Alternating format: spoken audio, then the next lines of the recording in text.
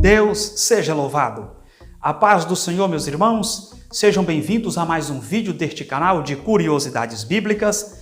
Pastor Evandro Carlos. Se és novo por aqui, por gentileza, faça a sua inscrição neste canal, não se esquecendo de deixar o seu like, clicando no joinha, fazendo um breve comentário do que você achou do assunto aqui abordado e, é claro, compartilhando com seus amigos, familiares e conhecidos.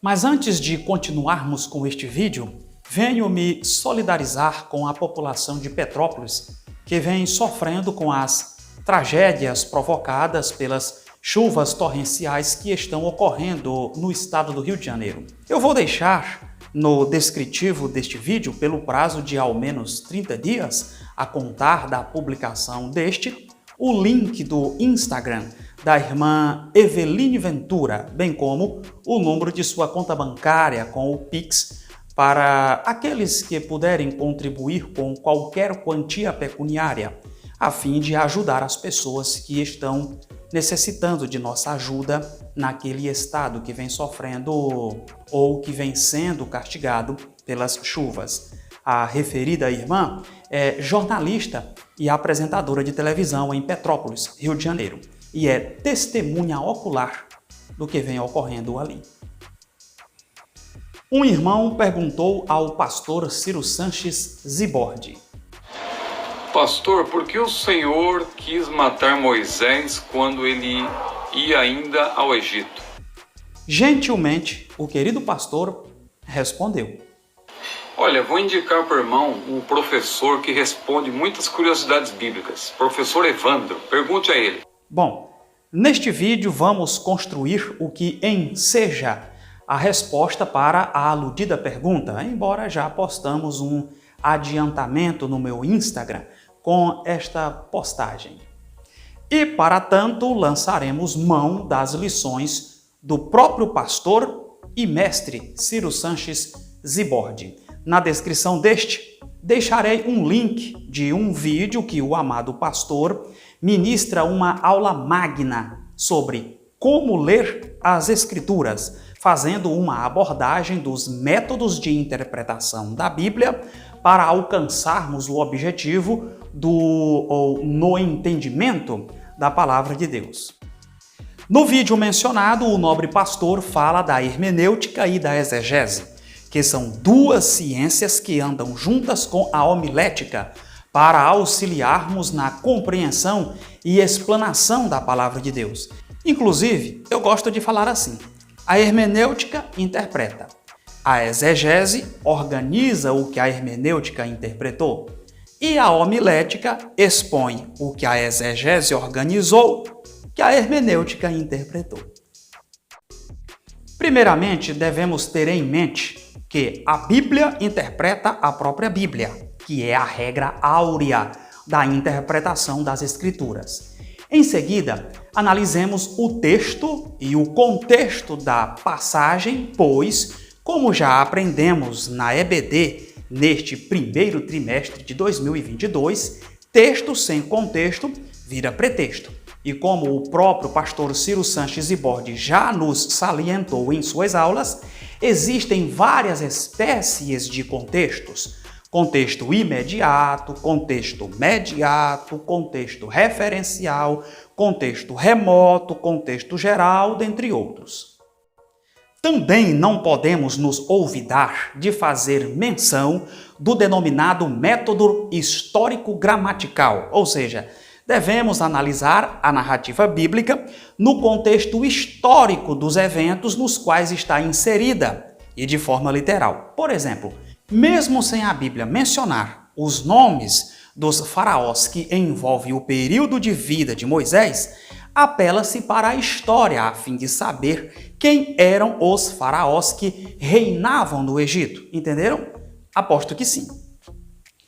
Na sequência que segue a ordem na arte da interpretação, devemos lançar perguntas ao texto, como, por exemplo, quem escreveu o texto?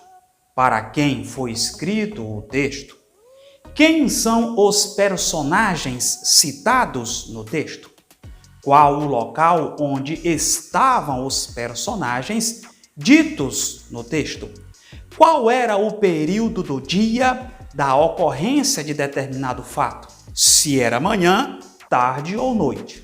Enfim, são perguntas que devem ser feitas ao texto com o propósito de serem respondidas. Algumas destas perguntas talvez não sejam respondidas de imediato, lendo apenas o texto em questão. Daí a razão de ir à busca de contextos remotos. O texto que levou o irmão a fazer a pergunta ao pastor Ciro sobre o porquê Deus quis matar a Moisés está em Êxodo capítulo 4, versículos 24 a 26.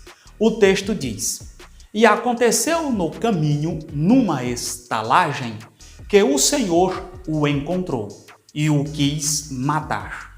Então Zípora tomou uma pedra aguda e circuncidou o prepúcio de seu filho, e o lançou a seus pés e disse: Certamente me és um esposo sanguinário. E desviou-se dele. Então ela disse: esposo sanguinário, por causa da circuncisão. Percebe-se que o clima todo estava em torno de uma ação chamada circuncisão, ou seja, depois que Zípora, esposa de Moisés, circuncidou o garoto, o Senhor desviou-se de Moisés a fim de não matá-lo. Quem está se desviando de quem ali não é Zípora de Moisés, e sim Deus de Moisés. Eu estou falando assim porque vai que alguém pensa que é Zípora que está se desviando de Moisés, não é verdade? Vale lembrar também que a circuncisão era uma cirurgia que se realizava no órgão sexual masculino e que tal rito teve seu fundamento em uma aliança de Deus com Abraão, lá em Gênesis 17 e 10. Olha aí o contexto remoto aparecendo, viu aí? Desde então, todos os descendentes de Abraão deveriam ser circuncidados. E pelo contexto do texto de Êxodo 4, 24 a 26, percebe-se que Moisés havia se esquecido de circuncidar o seu filho, que ou pode ter sido Gerson ou Eliezer. Por isso que Zípora, para não ver o seu esposo morrer, imediatamente correu até o menino para fazer a cirurgia. E mesmo sabendo que Zípora não era uma hebreia, para ter o conhecimento da referida aliança de Deus com Abraão, deduz-se que Moisés poderia ter passado esta informação para sua esposa, já que teve bastante tempo para falar a ela dos costumes do seu povo.